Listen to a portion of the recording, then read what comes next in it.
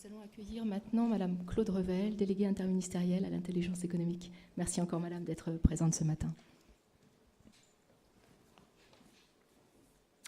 Merci. Bonjour, bonjour mesdames et messieurs les parlementaires, les préfets, les directeurs, mesdames et messieurs. Je remercie le ministre, même en son absence, des mots qu'il a eus pour la délégation à l'intelligence économique.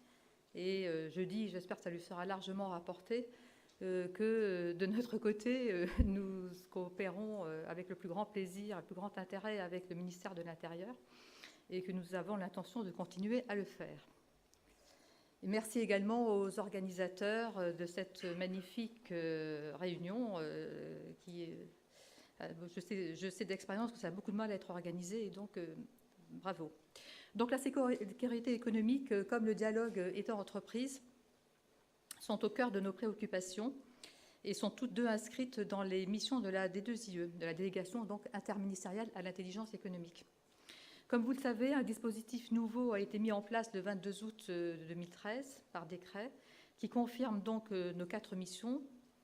Veille et anticipation, j'y reviendrai, et alerte. Sécurité économique, donc. Influence et sensibilisation, formation. Ce décret rattache également la délégation au Premier ministre, ce qui lui donne de plus amples facultés de mobilisation au sein des ministères, services déconcentrés en France et à l'étranger. Et enfin, il est bien spécifié que nous échangeons régulièrement avec le monde privé et nous le faisons d'ores et déjà beaucoup. Je vais évidemment très vite, mais le décret est à votre disposition si vous voulez le dire.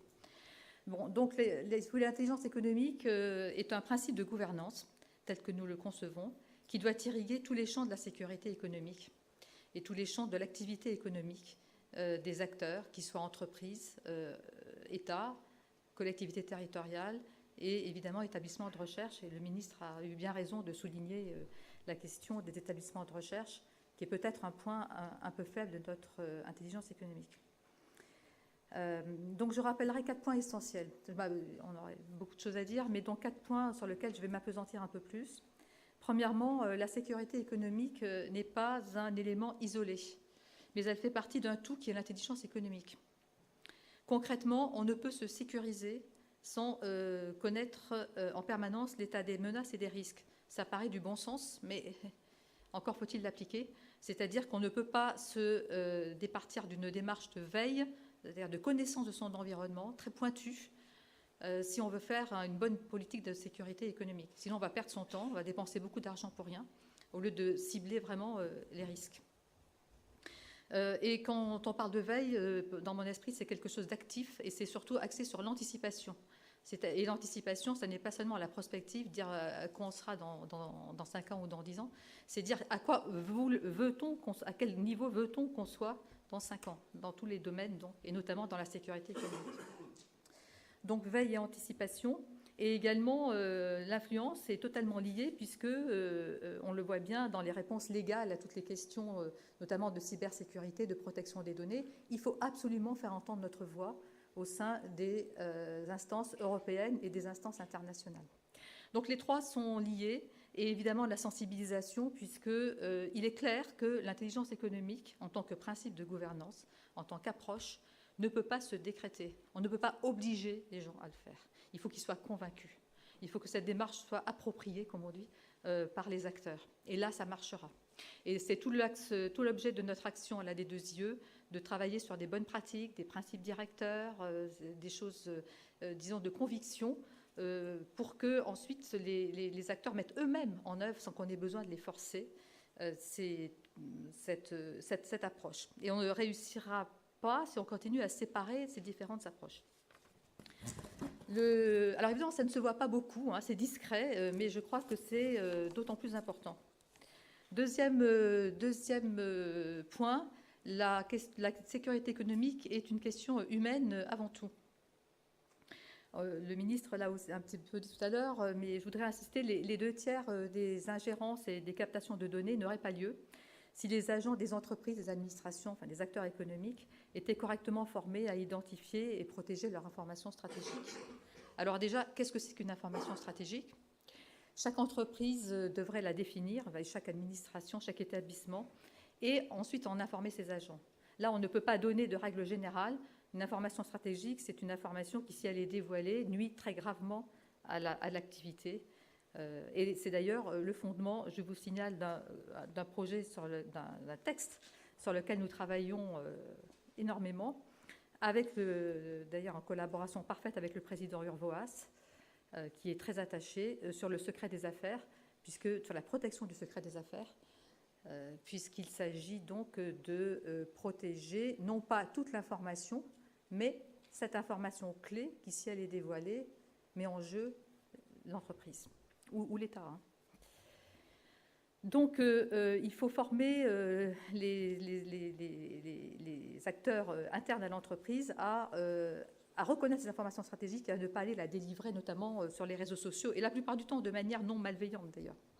Donc nous apportons notre pierre, donc la D2IE, comme je l'ai dit, avec ce travail sur le secret des affaires, mais aussi avec 22 fiches de sécurité économique qui sont sur notre site, qui ont été établies d'ailleurs en relation avec une bonne partie d'entre vous, et notamment avec l'ANSSI, le ministère de l'Intérieur, et qui est spécialement faite pour les petites organisations. On a également un outil d'autodiagnostic qui s'appelle Diez, et Diez Lab pour la recherche, qui permet donc de diagnostiquer à l'aide d'un certain nombre de questions, de voir où on en est et de déceler des failles en matière de sécurité économique. On vient de terminer des principes directeurs pour les chercheurs en mobilité internationale. Bon, je ne vais pas m'étendre trop pour ne pas prendre trop de temps. Et puis la dernière, une nouvelle édition du guide du routard vient de sortir, qu'avait institué mon prédécesseur. Et désormais, elle est en accès libre sur notre site. C'est un des bases, si vous voulez, de l'intelligence économique. Donc le management des hommes est extrêmement important. L'intelligence économique, c'est une question de RH, de relations de gestion RH. Il faut aussi qu'on pense à former les agents non seulement à protéger, mais également à ouvrir leurs yeux et leurs oreilles. Et à extraire cette information. Si on arrive à faire ça, en management interne, on a la moitié de l'information nécessaire. Et croyez-moi, c'est par expérience que je parle. Il faut également, pour ça, qu'ils soient sensibilisés au fait qu'on n'est pas seul dans le monde, qu'on est en concurrence perpétuelle, même si on est tout petit, international. Troisième point, la réponse est également institutionnelle, mais centrale et territoriale. Ces questions de sécurité économique, et notamment la cybersécurité, mais pas seulement, doivent relever d'une démarche de terrain, car sinon elles ne toucheront jamais les acteurs concernés, notamment les PME. Bien sûr, à Paris, on doit chercher des principes, des règles, organiser, etc. Mais enfin, quand même, les choses se passent sur le terrain et en région. D'ailleurs, je me suis beaucoup déplacée en région et je vais continuer à le faire. Et notamment les PME, mais également les pôles de compétitivité, les établissements de recherche. Et là, nous sommes en train de travailler concrètement sur, là aussi, des bonnes pratiques d'intelligence économique pour les pôles de compétitivité, avec l'ensemble des ministères, puisqu'étant interministériel, on a donc cette possibilité de faire travailler tout le monde ensemble. Nous travaillons aussi sur la cybersécurité spécifiquement avec l'ANSSI, le SGDSN et le ministère de l'Intérieur pour mettre au point une réponse unique régionale. Enfin, on va lancer très prochainement un exercice de réflexion sur une optimisation de l'organisation de l'intelligence économique territoriale, la circulation des informations, notamment entre les services des différents ministères. Et la question sera complexifiée évidemment avec le fait que les collectivités territoriales prennent plus d'ampleur, ont plus de financement, notamment européen. Et donc, il va falloir harmoniser tout cela pour travailler, si possible, dans le même sens. J'accélère un peu, la quatrième réponse, je crois que ce sont des réponses juridiques. Ce sont des réponses juridiques et défensives et offensives. Parce qu'on parle toujours des attaques, des intrusions, etc., etc. Mais je dirais qu'il y a pire, ou il y a autre chose, peut-être pas de pire, mais autre chose que les attaques illégales, sont les attaques légales, sur lesquelles on n'est peut-être pas totalement outillé en France. Certains droits, le ministre y a fait un peu allusion, certains droits de pays étrangers, notamment la Discovery américaine, certaines lois extraterritoriales leur permettent d'avoir accès à des informations concurrentielles de manière légale pour eux. Nous, il faut nous doter d'armes légales de réciprocité. Donc j'ai parlé de secret des affaires, mais il y a aussi la protection des données. parce que on pense toujours à la protection des données privées, c'est-à-dire des hommes, mais il y a également la vie privée des entreprises. La vie privée des entreprises, c'est un concept qui a été élaboré et confirmé par une jurisprudence de l'Union européenne et qui concerne donc les informations stratégiques. Là, on a un règlement à Bruxelles sur la question. On a le fameux TTIP, l'accord transatlantique, qui est un accord de convergence réglementaire et sur lequel il faut faire extrêmement attention sur ces sujets-là. C'est-à-dire qu'il faut d'abord avoir une position déjà française, ensuite européenne, la faire valoir et ensuite seulement commencer à négocier. Enfin, donc nous sommes vraiment au cœur des... Là, on est dans la légalité. On est dans la légalité. L'actualité aujourd'hui, je pourrais en parler très longuement, nous montre que ces attaques légales d'un certain point de vue, sont également à prendre en compte.